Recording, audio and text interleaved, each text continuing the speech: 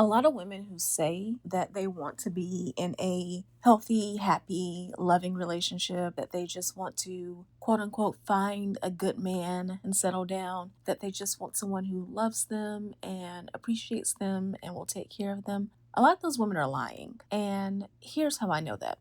So, welcome to Christianish, by the way. This is the podcast for women who have Bibles, but not necessarily boundaries. My name is Keshia Rice. I am a dating coach. I am also a hypnotherapist. I help women learn how to break free from their unhealthy relationship patterns and attract loving, cherished relationships. So, this whole idea of women saying that they want to be in a great relationship, but not really wanting that.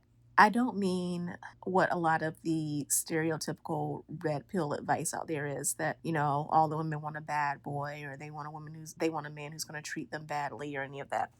And I also don't think that this is conscious. I think that women may really want to be in a great relationship, but because of the way some people have been conditioned, they don't know how to accept that. They don't know how to actually relax in a healthy relationship.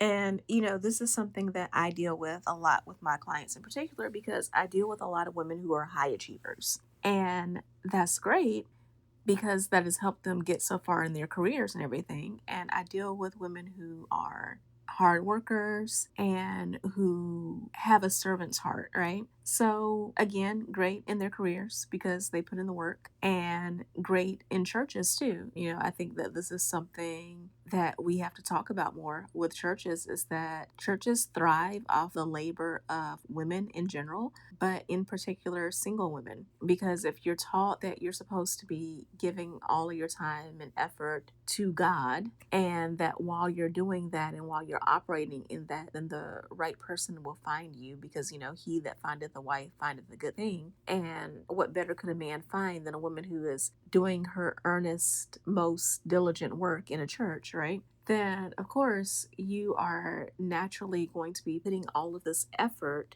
into church. And I want to emphasize that I'm not talking about building a relationship with God, because that part, the spiritual part, is deeply personal, but people confuse that with the putting time and effort into a building and into a person, a pastor, right? And they're doing all of this and neglecting really their spiritual selves. They're neglecting their own self-care, and they're not having time to devote the energy into dating or into their career or into other goals that they have outside of, serving in a church. And what happens is you have a society of women, a group of women who are so used to giving that they are not able to receive. And here's the thing about what it means to operate in your feminine energy. Yes, women do have a great ability to nurture, but at its heart, feminine energy is all about receptive energy. So the biggest thing that you'll ever need to know about dating in a feminine way and operating mostly in that feminine, and I say mostly because there's times for masculine energy, setting boundaries, for example. But if you're operating mostly in your feminine, then there are two things that you need in order to attract the love of your life. You, one, have to be able to receive from other people, and two, you have to be able to hold that. So what I mean is this, and I'm going to endeavor to keep this quick because this is one of my goals in 2026, is to make my podcast episodes for you to be very quick lessons that you can, listen to in a 10-15 minute car ride and really get something out of it, have a great takeaway, and not have to spend forever listening to me. But what I mean by being able to both receive and hold from someone else is, think about what you really want in a relationship. In my experience, when women come to me and they say that they want to find the right partner, they say they want to be seen. They want attention. They want to be with a man who is present in the moment and fully pays attention to them and fully considers them. And if you say that you want those things, in order to be seen, you have to allow yourself to be perceived, which for starters means that you have to get out there. You have to put yourself out there into the dating pool. whether that is online dating, whether that is going to events, whether that is, getting outside and exploring new hobbies. I personally think you should be doing all of the above. But if you want to be seen, then you have to put yourself in positions to be seen.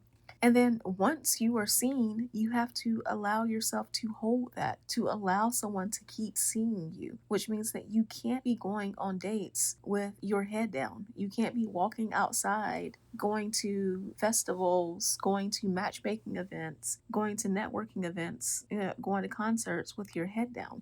I tell women all the time to pick the things that they're interested in and to be intentional about going out and pursuing them, because it is while you are out here living your life that you are going to be your happiest, but you are also going to be your most radiant and your most attractive. And I will have clients who will immediately take me up on that, and they will start going to events, and they will start pursuing new hobbies, taking classes and all of that. But then when we dive deeper, I find out that they're going to these events, but they're standing against the wall, or they're walking around with their head down, right? And if that's the case, you're not allowing yourself to be perceived. You're out in public, but you're still hiding.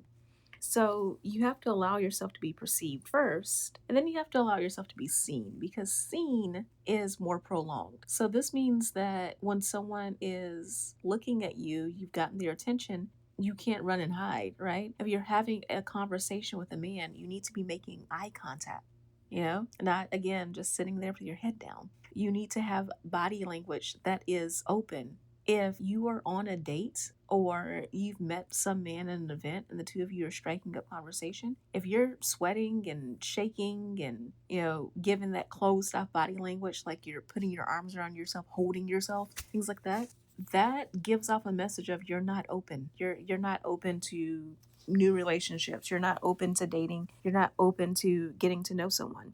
If you're not confident, if you're not conveying the message that you know that you have a lot to offer another person in a relationship, you know that you're worthy, you know that you're fearfully and wonderfully made, all of these things, then you are giving off this message of something is wrong with you. And the person that you're talking to, in this case, we're talking about dating and relationships, but honestly, this applies also to business networking. If you own a business, when you're trying to get clients, this applies to a lot of other things too. They may not pick up on exactly what it is that they're thinking or feeling, because again, a lot of this communication is subconscious, but there's going to be a part of them that if they're talking to you and you are clearly uncomfortable with having conversations, with making eye contact, they're going to have a part of them that is going to be turned off by that and is going to recognize you as not ready. Not just the whole being seen thing, but one of my biggest pet peeves is when I am working with a woman who says that she wants a man who is a provider. She wants a man who takes care of her. And then she talks about going on dates and not letting the guy pay for her on the date. And you may think that this sounds old fashioned of me. You may think that this sounds like gold digger of me or whatever. I frankly don't care, right? Honestly, because you're saying you want one thing, but you're behaving in another manner. If you want someone who takes care of you, then that precedent needs to be set up at the beginning, right? If you say that you want someone who gives and who provides, then it should be the expectation from the very beginning that they give and provide. Because when you are dating someone, the first 3 months you're meeting their representative. You are meeting the absolute best version of them. So if the absolute best version of them in the first 3 months is not a giver, it's not going to get better. It's going to get worse. Right? So you have to set that expectation up front. And not even just with money. I cannot tell you the number of times that I've had a woman say to me that she wants someone who is loving and who gives, but can't accept compliments. And not just from men. I have hopped on calls with my clients because, we meet on Zoom or whatever, so I can see them. And I've hopped on a call with a client and I've said something like, your hair looks nice, or I like that sweater. And they're immediately trying to diminish my compliment, right? Oh, I've had my hair like this for a while, or oh, the sweater is old, or I just got it on sale, or it just came from Goodwill, it's only $2. Love, no one cares. The point is, you look nice and you need to receive that. You need to sit in that. You do not need to diminish the fact that you look nice. You need to allow yourself to bask in that.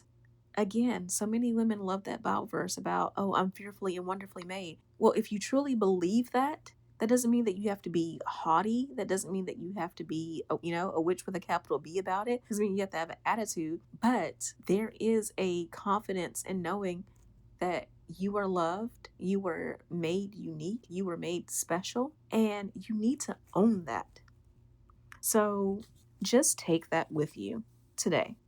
If you truly want to be seen, you truly want to be known, loved, and cared for, then what would it take for you to be able to hold those things? What are the things that you need to do in order to truly embrace that? Is that getting used to eye contact, practicing that more with your friends? Is that allowing more compliments in your life? Again, you can practice that with your friends. Tell someone that you trust. Have an accountability partner if you aren't working with me as your coach, because if we're working together, we can work on this. But if you are working with a therapist, or if you are waiting to come off my wait list right now, get with a friend, right?